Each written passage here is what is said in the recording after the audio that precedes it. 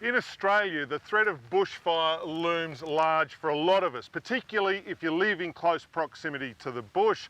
But in the world of forest management, fire is a tool that has been used for literally thousands of years. And there's a big difference between what you see here and a wildfire. A well-maintained fire regime in a forest has benefits for both the community and the forest.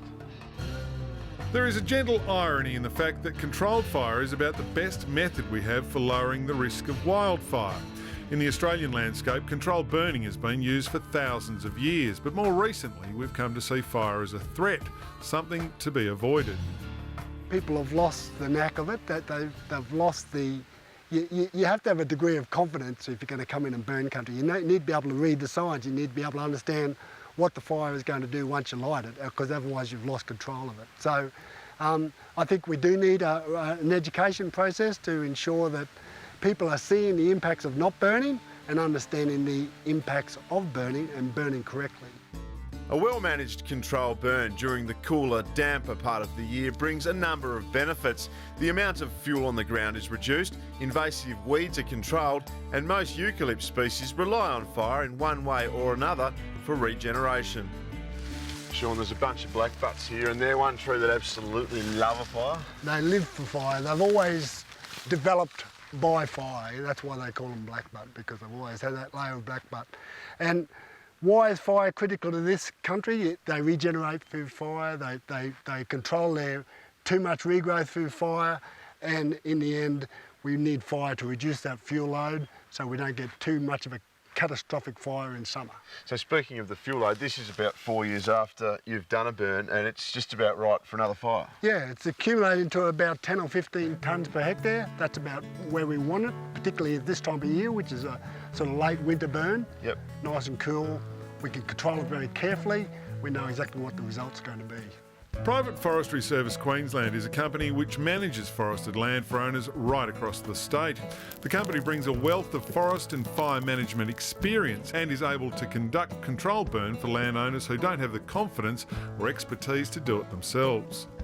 Righto, Sean, so it's sort of going quite well, our little burn here, but how do you ensure that this doesn't develop into, you know, the thing we're trying to avoid, which is a wildfire?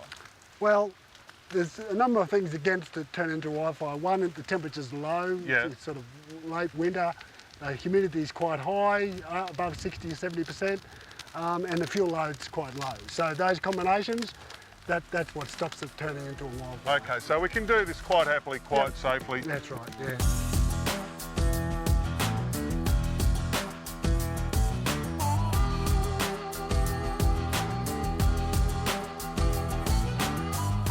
The relatively cool temperature fire passes through the understory. The flame height never reaches more than a metre or so, and in a matter of minutes, the fire front is passed.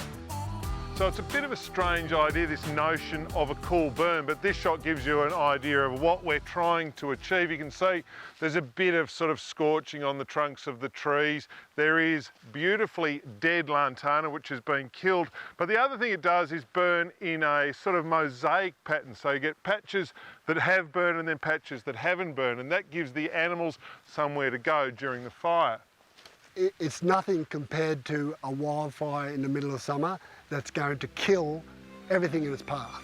And there's no ifs or buts about that. That's what happens in a wildfire. All the arboreal animals in particular, don't stand a chance because the flame heights are so high, it kills everything. Whereas if you have a mild fire like this, all of the animals, the koalas, the possums, the gliders, they're well above the heat height. They survive a fire like that quite happily. And this is what a good burn site looks like. About 3 years after the initial fire, you notice there is no lantana. There are no invasive weeds here. Andrew, the lantana is a curse on this landscape, and it absolutely dominates if it isn't managed correctly. Now, as you're saying here, there is no lantana. There is this, which is native blady grass. Yes. And that brings another benefit to the area because it is where the little ground animals live during the day. The potoroos and the bettongs need blady grass to survive.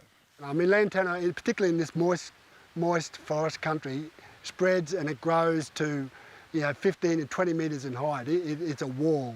If you don't control that lantana, then you've lost, nothing will regenerate underneath it. It is 100% lantana. And so then you have no grasses, it's very difficult then to actually burn it other than a wild catastrophic fire that will come through and take out everything. So we're left with two options. On one hand, we can do nothing and take our chances with the inevitable catastrophic wildfire when it comes around, or we can embrace the practice of controlled burning. The difference is pretty stark. So we were just driving down the road and we thought that this was quite an illustrative viewpoint. On this side of the road, Andrew, you have got a patch of bush which has seen a fire regime. You can see the trees got scored black butts and there is no weeds or anything, a nice understory of grass. It looks good. Over here, Nick, no fire regime, and it is a total disaster. The Lantana has taken over. It's now going to be very, very difficult to get rid of. This is an example of what happens if you do nothing. So do nothing doesn't look like much of an option. The Australian bush has evolved to rely on fire. Low intensity burns don't harm the trees, but in fact help regenerate the forest. And there are other benefits to this type of fire regime, including fuel reduction, habitat improvement and invasive weed control. Private Forestry Service Queensland manages private land and educates landowners on all facets of forestry, including controlled burning. The company conducts field days throughout the year. To find out more, log on to PFSQ.net. Still to come on Going Bush, finding the silver lining in the failed MIS plantations of northern New South Wales, and later communicating the sustainability value of forests and timber.